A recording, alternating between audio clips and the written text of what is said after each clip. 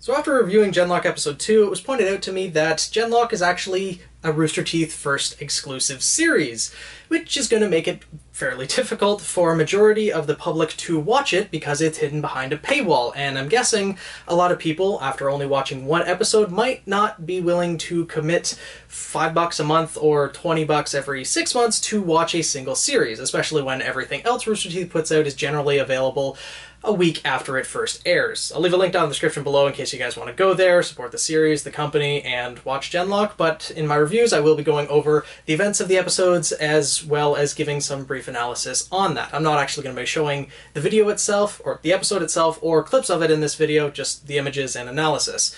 So, with that being said, this episode starts off immediately after the events of the last one, which, if you don't remember, ended off with a Union spy infiltrating the new recruits of genLOCK and subsequently taking a hostage and then getting his brain fried in the very system that they are recruited to use. So no one's really too happy with this. Cammy's throwing a little bit of a fit, again standing out from the standard military personnel around. Ida is even considering going back to his old unit, which, I mean, it looks like he's not on very good terms with, or doesn't like them for whatever reason. We'll probably, hopefully, at least find out some sort of backstory with that. I know he's been a bit of a rowdy one in the past, so maybe his unit doesn't like them, doesn't like him, and he doesn't like them, but we'll hopefully see more about that. And then there's also Colonel Marine, who's not happy with Dr. Weller.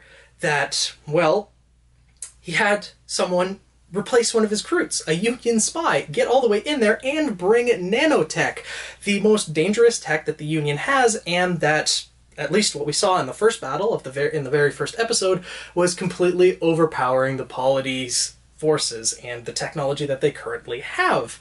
So of course she's not very happy, wanting Dr. Weller to ship out, and kind of pissed off that, well, we just have a whole bunch of new recruits, we have to train them up to be an elite unit, you need to improve the genLOCK program. Well, that's easier said than done, considering he's been working on this for 4 years, because the breakthrough that determines Julian's capability with the genLOCK program happened before the first battle, hence why they went to rescue him and put all their efforts into doing that.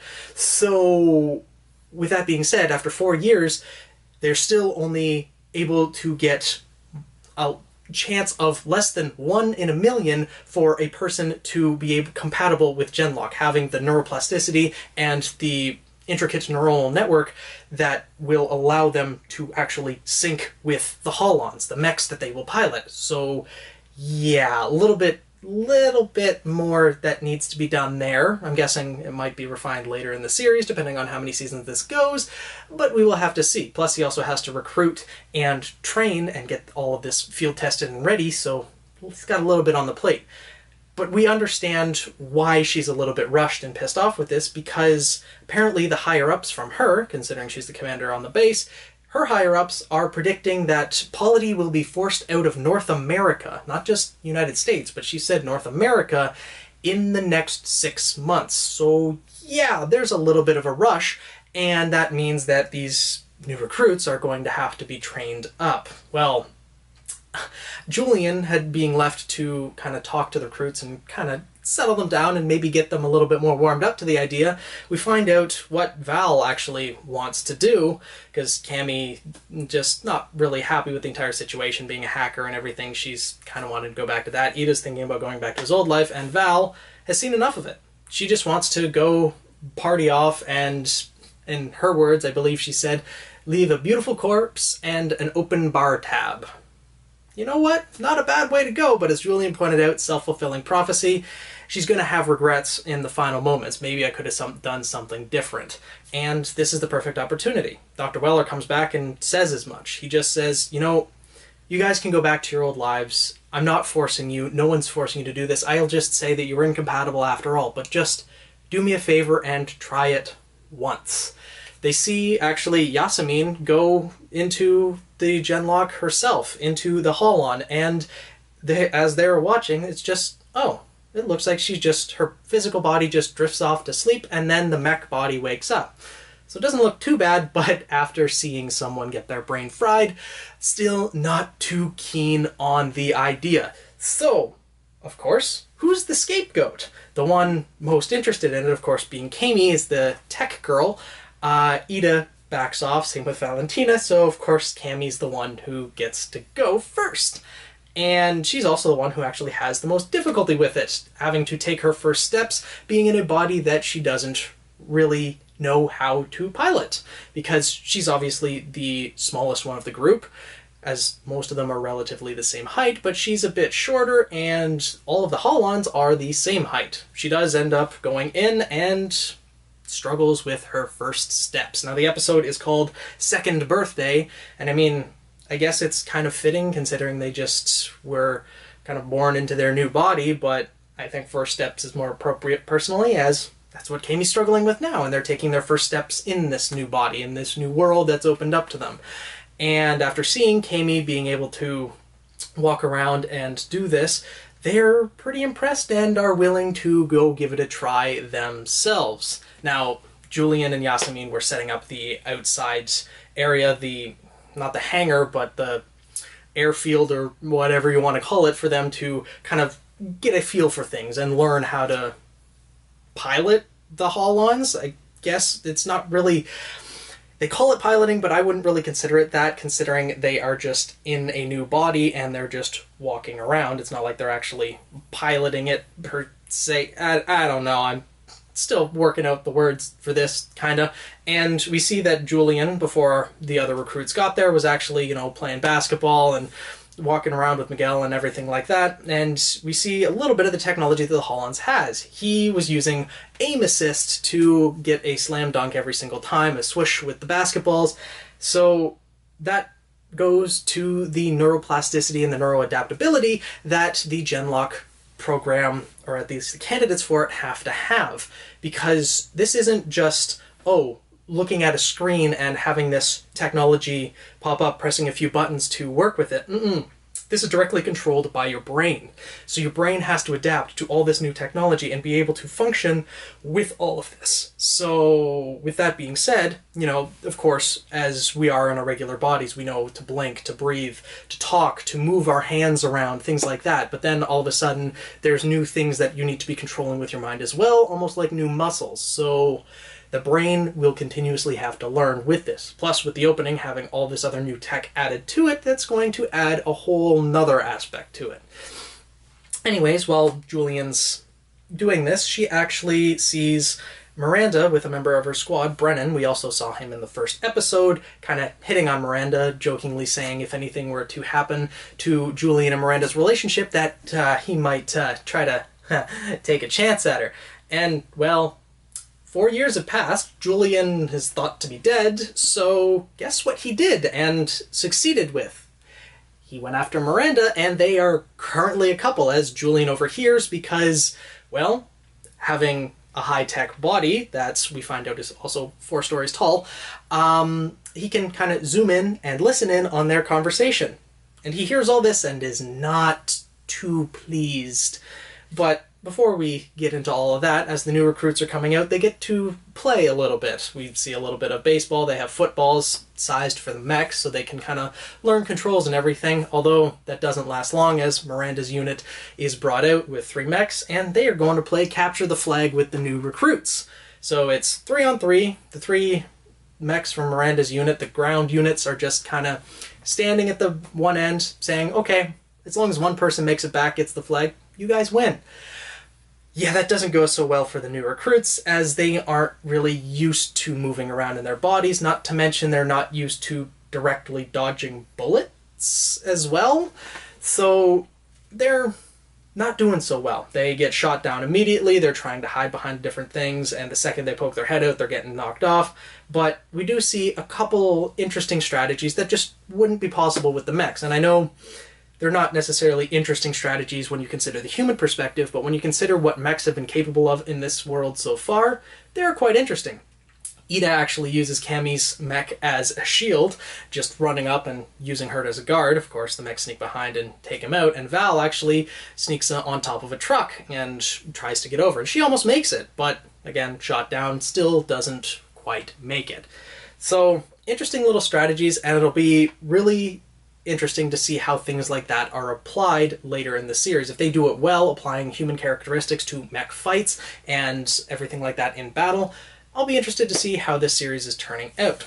Lastly, though, Julian decides to show them the goal, what they're trying to achieve once they're fully trained. He's got a little bit of an ulterior motive to this after just learning that his girlfriend that he has been wanting to be reunited with for the past 4 years, being stuck in a tank, and that's probably one of the only things that's been keeping him going, is now out of reach. Oh, he has a little bit of a bone to pick. Now, he is still a man of composure and a guy who can control his emotions, so he handles it pretty well considering other things that we may have seen in anime series in the past. So he goes in and he does extremely well. He's able to maneuver around, avoid the bullets, and we see another instance of a mech catching a rocket. And you know what? This time it actually works, because having a humanoid figure and having like really actual human controls, being able to control each finger and control the pressure that you use, not just flicking a switch, you're able to actually grab the rocket and control easily how much pressure you're using. So he grabs the rocket, throws it back, and knocks out one of the other mechs. The other instance where we saw this was in RWBY, episode 11, 12, where this giant mech grabs a tiny little rocket and is able to throw it back without the rocket exploding in the hand. Never going to get over that mech fight. I don't like the physics of that. I'm going to continue harping on that. But in genLOCK, it works. So for mechs, like in genLOCK, a lot better. Anyways, Julian's able to get around, and this is interesting because the mech he took out with the rocket was the leader, so all that's left is Miranda and Brennan, who's Miranda's kind of love interest currently. So the way that Julian actually plays this, he runs up and uses Miranda's mech as a shield, gets Brennan to shoot Miranda, which I'm sure she probably doesn't take very kindly to, and then goes to intimidate Brennan. So he runs up, and Brennan kind of just like, holy crap, there's a giant mech coming at me, because you can see the size disparity between the mechs and the Holons, so he's not too happy, and Julian just gets right in his face and just shakes his head. Shakes his little Holon head at him, guessing the guy might have a hint as what he means by this, but then just bowls him over, grabs the flag, and match over. The episode ends off with the professor giving the rest of the recruits a little speech. You know, I'm not asking you to change the world or win the war. I'm just asking you to make a difference where you can. Let someone else win the war, but with this technology, I never intended for it to be used for war. We could expand communication networks, be able to do so many different things with this, but if it's used for war, we have an opportunity to protect more people, to save more lives, and that kind of gets people more interested. Ida even asks, well, the problem is humanity itself. How do you fix evil? Well, you can't. There's no way to do that. As Julian points out, you can't fix it, but you can step up when you see it. And that's a philosophy that I think all of us could learn from in today's society. There are a lot of good people out there, random acts of kindness, things like that.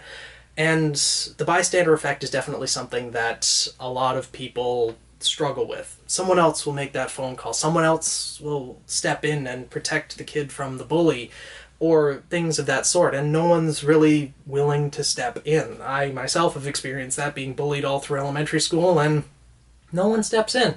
Or at least it's very rare when someone does, and it's something that I think we should all strive for to try to do. Also, a little bit of a driving factor is it just so happens that the place where they were training, we see the medevacs come in and bring in all of the injured civilians and soldiers and the casualties of war, which, you know, if you haven't seen it in anything but the papers, like Cammy points out, it's quite shocking. People become numb to it eventually. But with all of this, everyone decides to agree to it, and you know what? They form a unit. The colonel is happy with this, and even though it's kind of pointed out that Dr. Weller put them there to kind of show them the harsh realities of war, it makes sense. instead of forcing them, saying, we have 6 months until we're booted out of North America, show them the realities of war and make them choose for themselves, it makes a lot more sense and is a little bit more humane way of doing it. So everyone's together, and this is where we're going to move forward from here. Their training's probably going to continue in the next episode. We're going to learn more about it, and as a question that Cammy posed, will we get new toys? Answer being, yes they will, as we've also seen in the opening, as I pointed out. I'm really looking forward to seeing how these mechs evolve throughout this series, because technology is going to continue to move forward. We're going to see new additions to the mechs. We're going to see new things evolving with this series, and I am really looking forward to seeing where it goes. Now, one thing, Cammy is continuing to get better and better in my eyes. Before she goes into the Holon chamber tube thing to be able to have her mind transported to the Holon, she offers Ida her manga collection. And at the end of the episode, she also says we should celebrate by gaming. So she's a gamer, she's a manga fan, probably means she's an anime fan too. You know, dream girls do exist sometimes. It's a shame that they're animated. But, oh well, we all have our people that we're a fan of, we all have our favorite characters in the series, and it looks like Cammy is mine. Or at least one of my favorite characters. As I mentioned before, let me know who your favorite character is. Let me know what you think about how this series is going to evolve. It's interesting to see how everything is starting to shape up so far. They're already performing pretty well with their mechs. It's pointed out in the episode that they have no biological matter on their mechs, so they are the perfect counter to the nanotechnology that we saw is a biohazard, that it degrades biological material at an alarming rate and will kill humans very quickly. Just that coin that was being flipped in the previous episode, that small little amount of nanotechnology was able to kill soldiers in a matter of seconds. So having the Holons being able to just walk through a cloud of that, being unharmed, will be very beneficial. Now, my guess, though, if nanotechnology can be programmed to take out bioorganic material, it could possibly be adapted to take out metallic material or non-organic material. We've seen that in other forms of media, that nanotechnology prefers to attack, non-organic, or inorganic, I should say, matter versus organic matter, and that it just leaves a person intact but degrades all their weapons, things like that. And that could pose a problem here, because that's, I don't know. The thing is, it took 4 years to develop this genLOCK technology. That means the Union has also had 4 years to develop their own technology. They just haven't been sitting there twiddling their thumbs waiting for Polity to catch up to them and win back the war. No. They've probably got a few tricks up their sleeve as well, not to mention they know about the genLOCK program. So something is going to evolve with that. I'm guessing at some point in the series, the Union is going to get some aspect of the genLOCK program, maybe be able to develop some form of their own. We see our protagonists, the genLOCK Squadron, all 5 of them fighting one giant black metal, it looks like, mech. So maybe that has something to do with a genLOCK-ish type of program that the Union develops, but we will have to see. One last thing I want to mention about this episode that may have been overlooked is that there might be some potential danger to the pilots, or risks associated with piloting a Holon. More than we've already seen with that guy's head being fried like an egg in a microwave. When Dr. Weller first had the recruits upload into the Holons, there was a notice that appeared on the screen referring to maximum safe upload count, and even after they had uploaded and he had said happy 2nd birthday, he muttered to himself, and as many happy safe returns as possible. Now, even when they had returned from the Holons, or they were finished with the training exercises at least, he briefly mentioned that, well, we should probably call it a day. We don't want to exceed the uptime, or overextend the uptime. Probably referring to upload time, that their brains are actually in the Holons as digital data. So those things together kind of imply that maximum safe upload count. So if they exceed that amount, they're possibly putting themselves in danger, potentially. As code is running, errors can occur, as far as I understand. I don't really know too much about coding and things like that, but as code is running, there might be errors, or technology itself isn't even perfect, so maybe something could happen to the pilots. And I'm guessing there are going to be dangers associated with it, even if people are compatible with the genLOCK program. And so maybe they can only be out in the field for a certain number of hours or something along those lines. It's going to play a factor at some point for sure. This wasn't put in just for extra show. It's going to mean something, and probably at some point, maybe Julian or someone is going to say, okay, everyone get back to base. I'm going to stay, hold these people off, or something along those lines. And he's going to stay out past his maximum upload time, put himself at risk for the good of others, and that is going to play a role later on. But with that being said, let me know how you guys are enjoying the series so far. If you're not able to get Rooster Teeth First, how am I doing with the reviews? You know, do you want me to go more in depth with them? Do you think these are enough? Let me know. Let me know what you guys think of the series. Who's your favorite character? How do you think each character is going to develop? With Cammy and Ida, you know, Ida being Japanese, Cammy being into Japanese culture, manga, anime, I feel like they might have an interesting back and forth throughout the series.